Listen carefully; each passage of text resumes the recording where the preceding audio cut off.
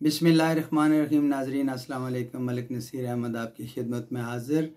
आज का मेरा टॉपिक है परदेसी भाइयों के नाम एक अहम पैगाम। मेरे साथ मेरी गाड़ी में आज हमारे बहुत ही प्यारे दोस्त बेंगलोर इंडिया से अमजद अजीमुल्लाह पाशा घर आ रहे थे, तो उन्होंने एक बात की कि मलिक साहब, मैं एक मज़मून लिख रहा हूँ, हम अपने लिए कब जिएंगे। तो मैंने मुस्कुराते हुए कहा कि मुझे भी दिखाइएगा। तो कहने लगे, नहीं, मैं चंद हफ्तों से कोशिश कर रहा हूँ, मुकम्मल होगा तो फिर आपको बताऊँगा। घर आया, वज़ू करते हुए 5 मिनट सोचा, तो मैं वीडियो के सामने बैठ गया आपकी खिदमत में कि हम अपने लिए कब जिएंगे, तारकीन वतन के नाम एक पैगाम। दोस्तों, रवैये इंसान को मार देते हैं। मुझे आज परदेसी भाइयों के साथ बात करनी है, क्योंकि मैं ख़ुद भी एक परदेसी हूँ। जब हम अपने मुल्क से बाहर आ जाते हैं तो तारकीन वतन कहलाते हैं। आपने कभी सोचा कि परदेसी भाइयों की अहमियत क्या है? वो दुनिया के किसी कोने में भी हों, परदेसी भाई और उनका भेजा हुआ सरमाया, ये मेरे वतन के लिए एक अजीम नेमत है। रीढ़ की हड्डी के बराबर है वो सरमाया जो परदेसी भाई वतन अजीज़ से बाहर रह के कमाते हैं। इससे क्या होता है? वो किन किन कुर्बतों से गुज़रते हैं, कौन कौन से दर्द सहते हैं, हम परदेश में किन किन हालात से दो चार होते हैं, हमारे दुखों का मुदावा कौन करता है, हम किन को सुख पहुंचा रहे होते हैं और क्या कुछ झील रहे होते हैं, हम अपनी हसरतों का खून करते हुए क्या क्या कुर्बानियाँ दे रहे होते हैं, और हमारे पीछे बसने वाली फैमिलीज़ जो हम पे डिपेंड करती हैं, उनको हम क्या मुस्बत पॉजिटिव रवैये से उनकी खिदमत कर रहे होते हैं। परदेसियों के दुख अलग हैं, सुख अलग हैं। मैं एक और बात आपसे शेयर करना चाह रहा हूँ कि मेरी अगली आने वाली किताब का नाम है दुख सुख परदेस के। असल में हम लोग जो परदेसी हैं, हमारे दुख एक अजीब नोयत के हैं। वो बचपन का प्यार, बच्चों की तोतली आवाज़ें, उनका गोद में पलना, ज़िद करना, ये हम नहीं सुन पा रहे। कई जनाजे ऐसे हैं जिन पे हम नहीं पहुंच रहे। कई शादियां ऐसी हैं जिनको करने के हम लवाजमात तो पूरे करते हैं, वो सिर्फ अपने घर की हद तक या बिरादरी की हद तक मुआमलत करते हैं।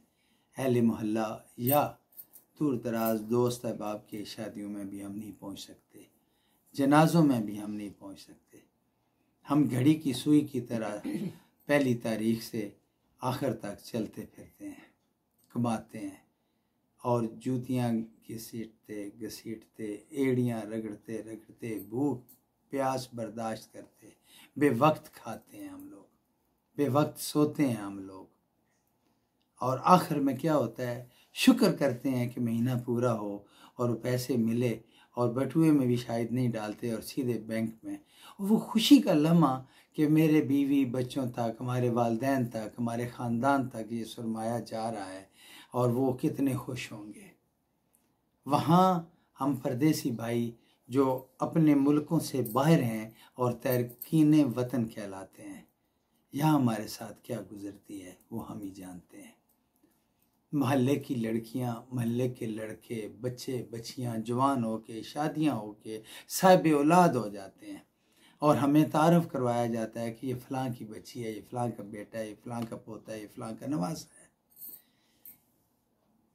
तो हम एक आर्ज़ी सी हंसी चेहरे पे लाते हैं, छोटी सी मुस्कुराहट के साथ जो कुछ खिदमत होती है बच्चों की कर देते हैं। हमें पता होता है कि हमें छुट्टी गुजार के फिर वापस जाना है।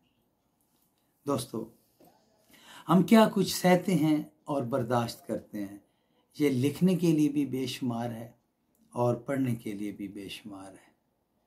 मैं आपको सच्ची बात बताता हूँ कि बंदा कनाडा, अमेरिका, यूरोप, यूके या अरब कंट्रीज़ UAE کی ریاست، دنیا کے کسی ملک میں بھی رہ رہا ہے، وہ پردیسی ہے۔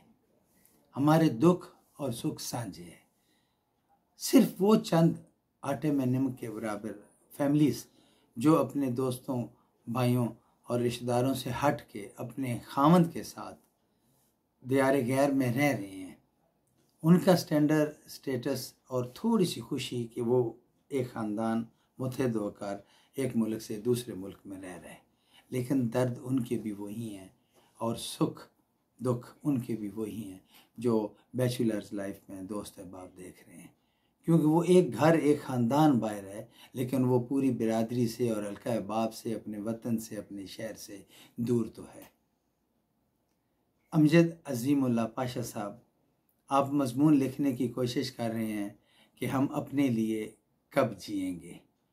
اگر مجھ سے پوچھیں تو ہم پردیسی لوگ جو گھروں میں نہیں ہیں، باہر ہیں، ہم کما رہے ہیں، باہر بھیج رہے ہیں، شادیاں ہو رہی ہیں، مکان بن رہے ہیں، ہمارے گھر کا چولہا چل رہا ہے، معیار تعلیم ہمارا بہتر ہو رہا ہے، ایک بندہ قربانی دیتا ہے اور پیچھے فیملیز جو ہیں وہ کچھ بہتر زندگی گزار رہی ہیں، ہمارا سرمایہ ہمارے ملک کے لیے کام آ رہا ہے، لیکن ہماری حسرتیں پوری نہیں ہو رہی۔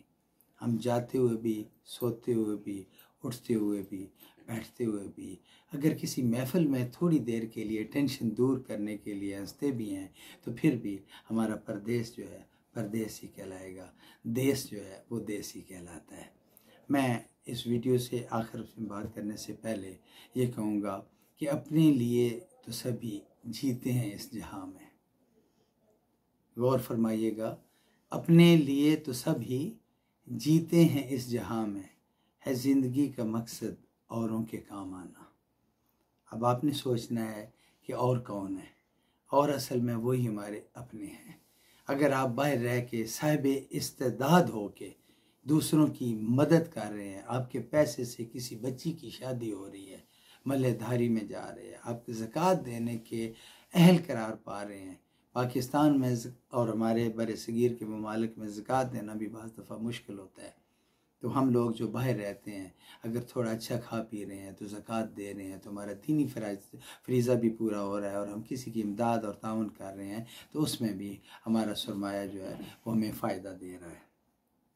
ہمارا جانا نوکری چھوڑ کے 30 سال کے بعد جب ہم جاتے ہیں تو زیرو سے سٹارٹ کرتے ہیں۔ آٹے میں نمک کے برابر وہ لوگ ہیں جنہوں نے ادھر رہتے ہوئے اپنا بزنس پیچھے اپنے ملک میں ڈیولپ کیا، سٹارٹ کیا اور پھر جا کے اس کو کنٹرول کیا۔ ادروائز دیکھنے میں آیا ہے، سننے میں آیا ہے کہ بہت سارے دوست جا کے وہاں پھر 2-4 سالوں کے بعد اسی ملک یا کسی دوسرے ملک میں موو کرنے کا سوچ رہے ہوتے ہیں۔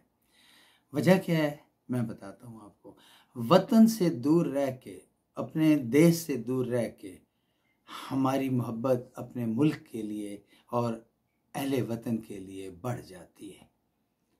ہم لوگ فیصلے کر سکتے ہیں لیکن محبت وطن کی بہت زیادہ ہوتی ہے ہم دھوکہ بھی آسانی سے کھا جاتے ہیں، اور اگر ملک کے اندر جا کے کوئی کاروبار شروع کرنا چاہیں تو ان ٹیکس کو استعمال نہیں کر سکتے، اس طریقہ کار کو استعمال نہیں کر سکتے، وہ جو جھوٹ کا سہارا لیا جاتا ہے، وہ جو ڈبل پالیسی، ڈبل گیم، دوہرا پن، بات چیت، سیلز مینی وہاں کی، ان چیزوں کے ہم عادی نہیں ہوتے۔ ہم یہاں ان ملکوں میں قانون کی پاسداری کرنے والے لوگ ہوتے ہیں، جب اپنے ملکوں میں جاتے ہیں بڑا آزاد سا ماحول ملتا ہے تو ہم لوگ پھر پریشان ہو جاتے ہیں کہ کیا کیا جائے، افراتفری، ٹینشن، سب کچھ۔ یہاں پردیس میں بھی ہمارا مقدر، اللہ نہ کرے وہاں جائیں تو پھر ہمارا مقدر۔